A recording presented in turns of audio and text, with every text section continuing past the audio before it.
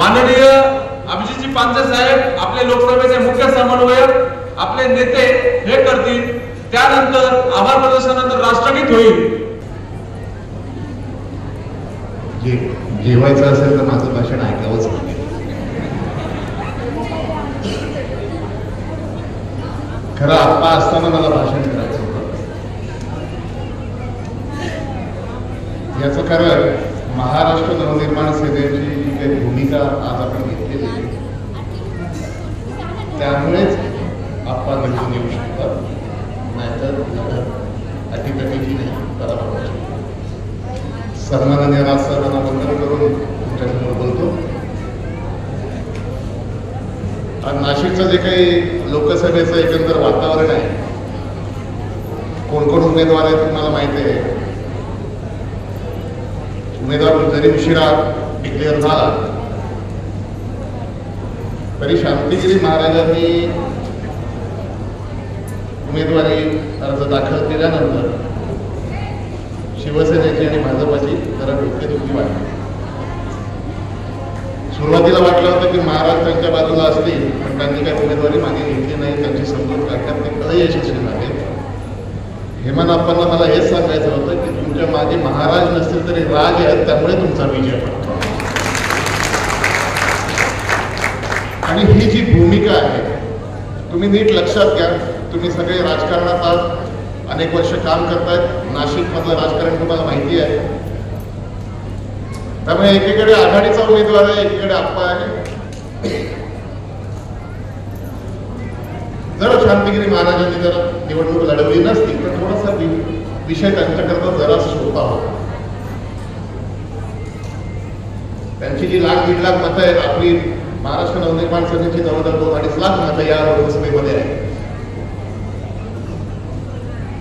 त्यामुळे गणेश अप्पांनी जेव्हा मगाशी उल्लेख केला की घरंगळ करू नका आणि मान दिला योग्य तरच व्यवस्थित काम करा, हा सल्ला अत्यंत योग्य आहे. 20 तारखेपर्यंत ते मान देतीलच. इंग्लिशमध्ये फार सुंदर वाक्य आहे की respect should be commanded not demanded. म्हणजे तू मला मान दे मान दे मान दे असं करून पण मान देत नाही. तुम्ही असं काम करा की तुम्हाला आपसूक मान मिळाला.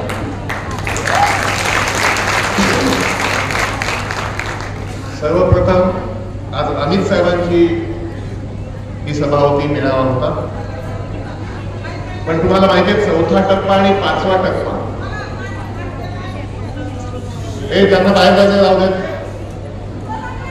ज्यांना बाहेर जायचं जाऊ देत, उघडा करू. शाळेत विद्यार्थ्यांसारखं करू नका रे. ऐकायचं ते ऐकतील. महाराष्ट्र नवनिर्माण सेनेचे जे निष्ठावंत राजसैनिक आहेत ते खुर्चीतनं उठणार नाही त्याची खात्री. आणि ज्यांना उठायचं आहे त्यांनी पक्षात जरी राहिलं नाही तरी मला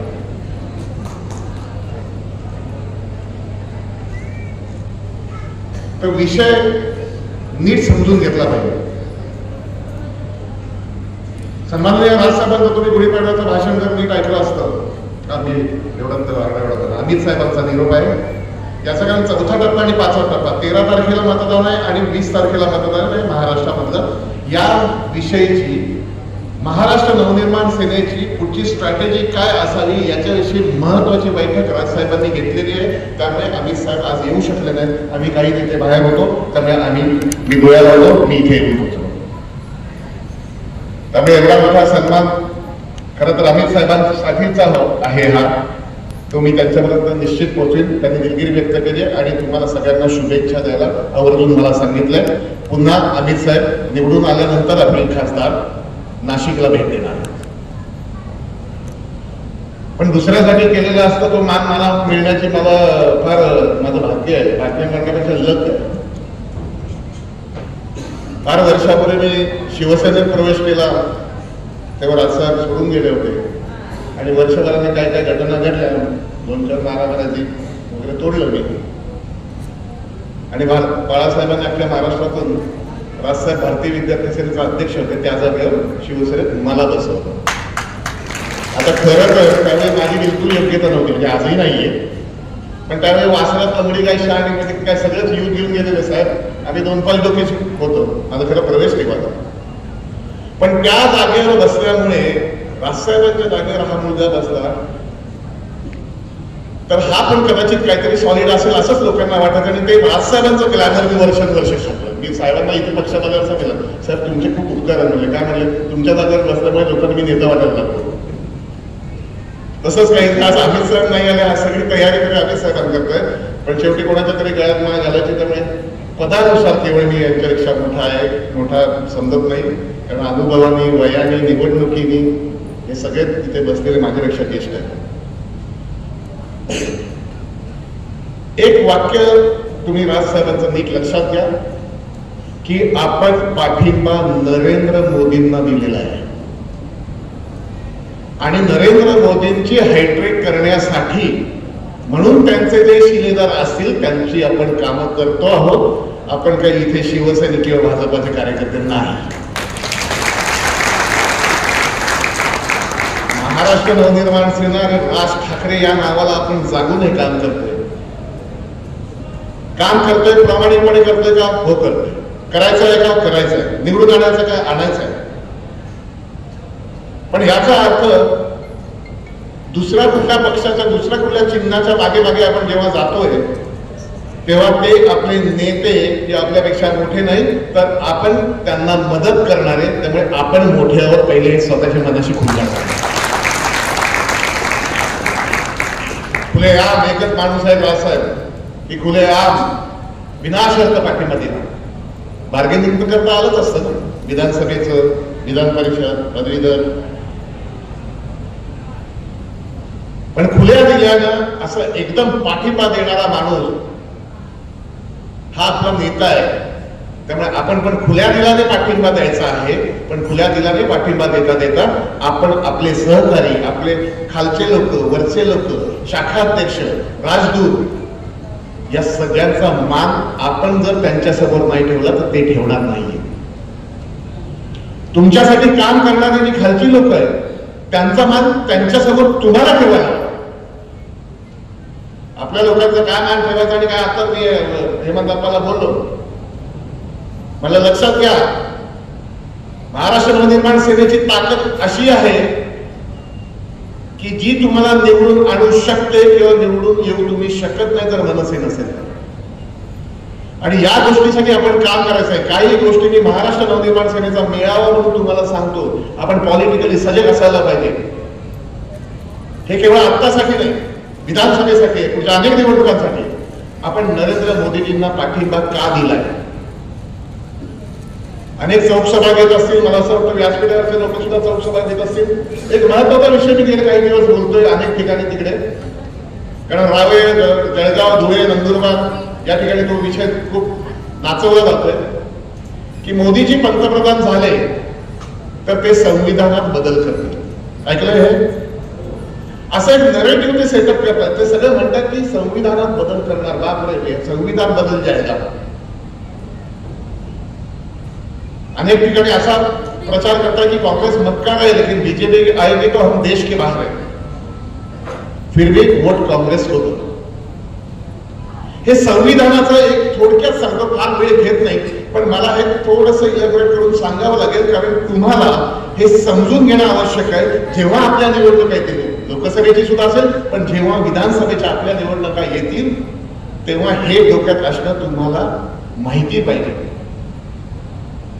26 नोव्हेंबर 1949 ला आपण संविधान म्हणजे कॉन्स्टिट्यूशन अंगीकृत केलं आणि 26 जानेवारी 1950 ला ते अंमलात आणलं गेलं. संविधान किंवा घटना डॉक्टर बाबासाहेब आंबेडकरांचं कार्य आपल्याला आपल्या बुद्धीच्या कुवतीच्या पलीकडचं आहे. हे अनेक देशातली, जगभरातल्या ज्या घटना आहेत, कॉन्स्टिट्यूशन्स आहेत, त्यांचा अभ्यास करून, म्हणजे उदाहरणार्थ ब्रिटिश घटना जी आहे ती अतिशय साधी, सरळ, सोपी आहे. तेवढीच अमेरिकन जी घटना आहे ती खूप कठीण आहे. त्यातला सगळी लवचिकता घेऊन, त्यातलं सगळं एकत्र करून, भारताची स्थिती समजून, भारताची रचना समजून भाषावर प्रांतरचना समजून काय घटना करायला पाहिजे अशी ही घटना डॉक्टर बाबासाहेबांनी केली. हा एक जगातला मोठा चमत्कार आहे, चमत्कार. कारण बाकीच्या देशात एक जात असते, एक धर्म असतो, एका प्रकारचे लोक असतात. आपल्या देशात अनेका विविध जाती धर्म आणि अनेका विविध समाज आहेत. या सगळ्यांना एकत्रित बांधून ठेवणारं ते पुस्तक नाहीये, ती आपली खरी भगवद्गीता आहे. कॉन्स्टिट्यूशन मध्ये बदल होऊ शकत नाही. कॉन्स्टिट्यूशन मध्ये घटनेमध्ये अमेंडमेंट होते. अमेंडमेंट म्हणजे दुरुस्त्या होतात. पण हे लोक बोंबाबोंब करतात की संविधान बदलणार, संविधान बदलणार, आम्ही संविधान बदलणार. या दुरुस्त्या जेव्हा 1950 ला जेव्हा संविधान आपण अंमलात आणलं गेलं, ते पहिली दुरुस्ती पंडित जवाहरलाल नेहरूंच्या काळात 1951 मध्ये झाली. आतापर्यंत 106 दुरुस्त्या झाल्या, त्यापैकी 80 दुरुस्त्या या काँग्रेसच्या काळात झाल्या. त्याला संविधान बदलणं असं म्हणत नाही. त्यात संविधान मध्ये, कॉन्स्टिट्यूशन मध्ये अमेंडमेंट म्हणजे दुरुस्ती, घटना दुरुस्ती होती.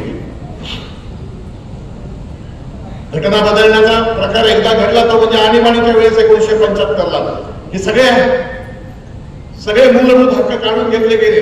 मिसा सारखा कायदा आणला, कोणाला वाटेल त्याला मला नकोय तो माणूस उचलायचा आणि वर्ष 2 वर्ष आत टाकून द्यायचा. आणीबाणी जाहीर झाली.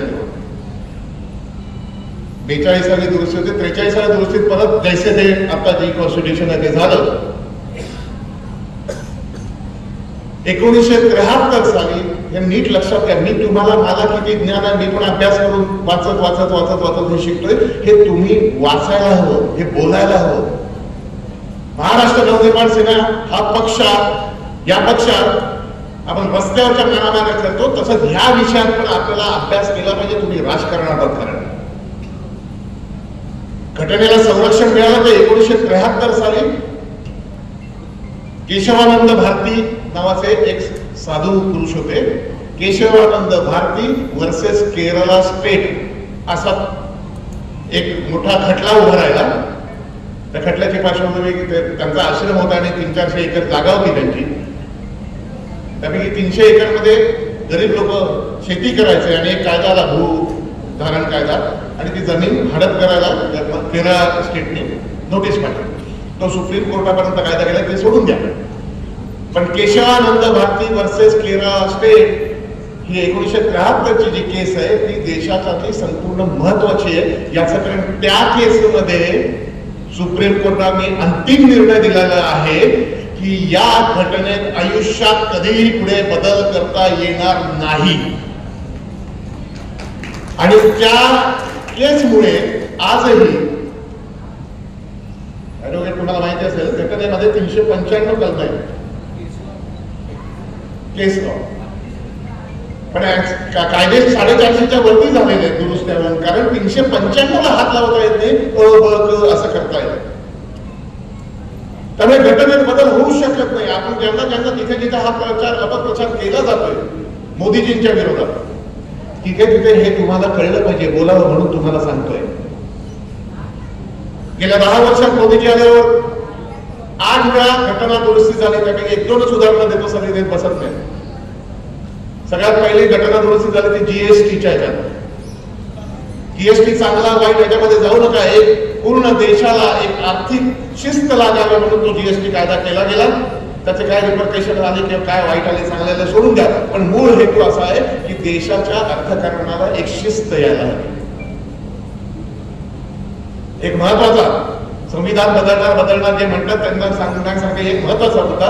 दुसरी अमेंडमेंट मोदीजींनी एक केली होती ती म्हणजे राष्ट्रीय मागासवर्गीय आयोगाला घटनात्मक दर्जा दिला.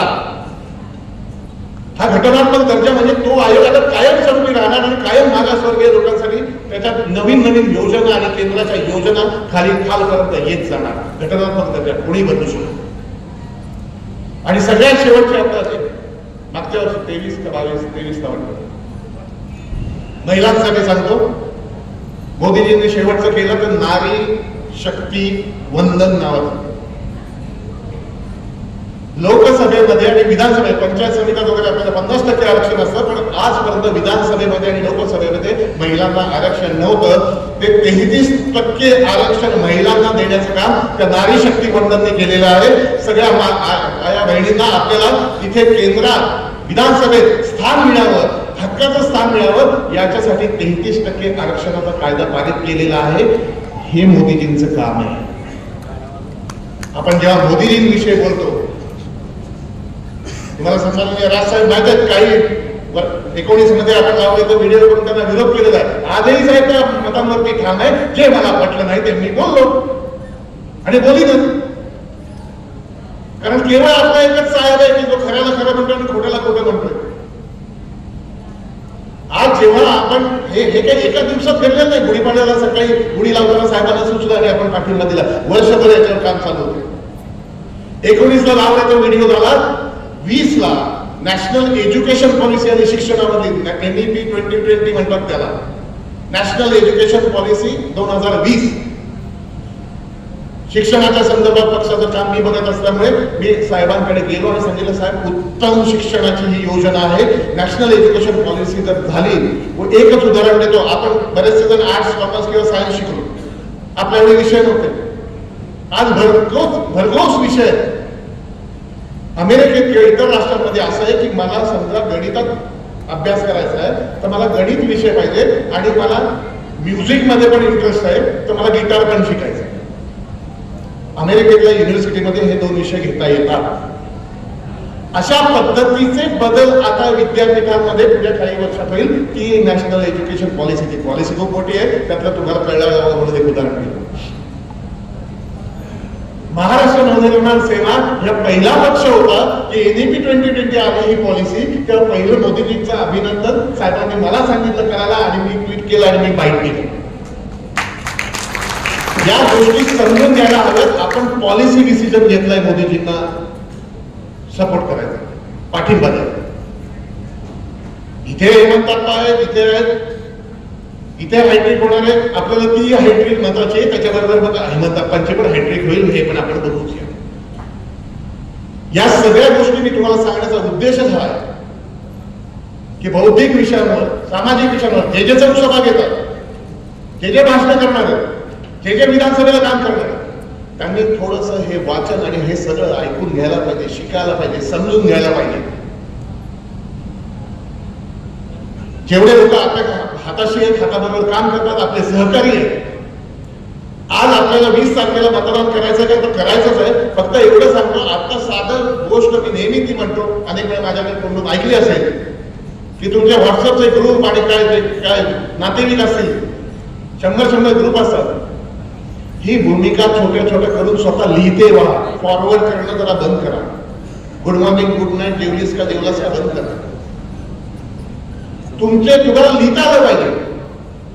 तुम्ही स्वतःला, प्रत्येक ही नवीन पिढी आहे, तुम्हाला लिहिता आलं पाहिजे. तुम्ही लिहा की मी अभिजित पानसरे, आमची अशी भूमिका आहे. राजसाहेबांना सांगितलं मी मत हेमंत अप्पाला देणार आहे कारण मोदीजींना तिसऱ्यांदा पंतप्रधान करायचंय. तुम्ही द्या, खाली तुमचं नाव टाका. त्याच्यात काही नको प्रोटोकॉल, कोणाचा फोटो, यांचा फोटो, यांचा फोटो, स्टेजवर कोणाचा फोटो नको, तुमचा फोटो नको. तुम्हाला तुमचे नेतृत्व घडायला पाहिजे. लोकसभेची ही जी काही इनिंग आहे, लोकसभेची काही निवडणूक आहे, ही मी ग्रँड रिहर्सल रंगीत तालीम बघतोय. महाराष्ट्र नवनिर्माण सेनेचं जे नाशिकचं यश आहे ते पुढच्या एका वर्षात त्याच्यापेक्षा दुप्पट यश मिळवण्यासाठी आपल्याला काम करायचं. तुम्ही तुमची ताकद अशी दाखवली पाहिजे. उद्या समजा युती झाली नाही तर प्रश्न नाही, पण युती झाली तर समोरच्या पक्षाचे पण लोक म्हणले पाहिजे नाही तिकडे महाराष्ट्र नवनिर्माण सेनेचा हा उमेदवार निवडून येऊ शकतो, आपला येऊ शकत नाही, पण हे तुम्हाला वर्षभर दाखवावं लागेल. या सगळ्या गोष्टींवर तुमचं आयुष्य घडणार आहे, तुमचा नेता म्हणून एक प्रवास घडणार आहे. मेळाव्याला हजर राहणं किंवा इतर गोष्टी किंवा असतात तो, पण एकदा स्वतःकडे लक्ष देऊन मी राजकारणात कशाला आलोय आणि राजकारणात मला काय काम करायचंय याच्याकरता हे सगळे अभ्यास करणं, एक मनातनं एक वृत्ती लागते, एक आग लागते. ही आग पेटतीच राहू दे. लोकसभा झाली 20 तारखेला झाला, आपण 21 तारखेला मोकळे झालो नाही. 20 तारखेला तर आपण दुसऱ्यांच्या घरातलं एक कार्य आटपलेलं आहे. 21 तारखेला आपल्या घरातलं कार्य जे ऑक्टोबर मध्ये विधानसभेचं आहे आणि पुढच्या वर्षी महानगरपालिकेचं आहे ते आपल्या घराचं आहे. 21 तारखेपासून तुम्ही या सगळ्या गोष्टी विचार करून काम करायला हवं. ते निश्चितपणे तुम्ही कराल विश्वास व्यक्त करतो. आणि हेमंत आप्पा गोडसे यांचे हॅट्रिक करायला आपण सगळे मदत करू. व्यासपीठावरच्या लोकांना आणि नेत्यांना सांगतो योग्य मान ते देतीलच. आता पण हेमंत आप्पांना मी काय सांगायचं ते सांगितलंय, पण योग्य मान मिळाल्यावरच त्यांचा सन्मान करा. ते देतील असा माझा विश्वास त्यांनी व्यक्त केलेला आहे. उद्या सीएम साहेब आहेत, सीएम साहेबांची पण उद्या नाशिकमध्ये सीएम साहेब आहेत. सीएम साहेबांचा कुठला मेळावा असेल किंवा यांचा जर मेळावा असेल, मगाशी सांगितल्याप्रमाणे आपली हजेरी आपण लावा. स्वतःहून विचारा, मनसेची ताकद दिसली पाहिजे, मनसेचे लोक दिसले पाहिजेत. दृश्य स्वरूपात त्यांना आपल्याला आपले झेंडे, आपले शेरे, आपली माणसं ही मनापासून दिसली पाहिजेत. त्यांना काय वाटेल याच्याकरता नाही, राजसाहेबांचा आदेश म्हणून. आणि राजसाहेबांचा आदेश आल्यावर आपण ते केलंच पाहिजे हा विश्वास व्यक्त करून सांगतो. जय हिंद, जय महाराष्ट्र.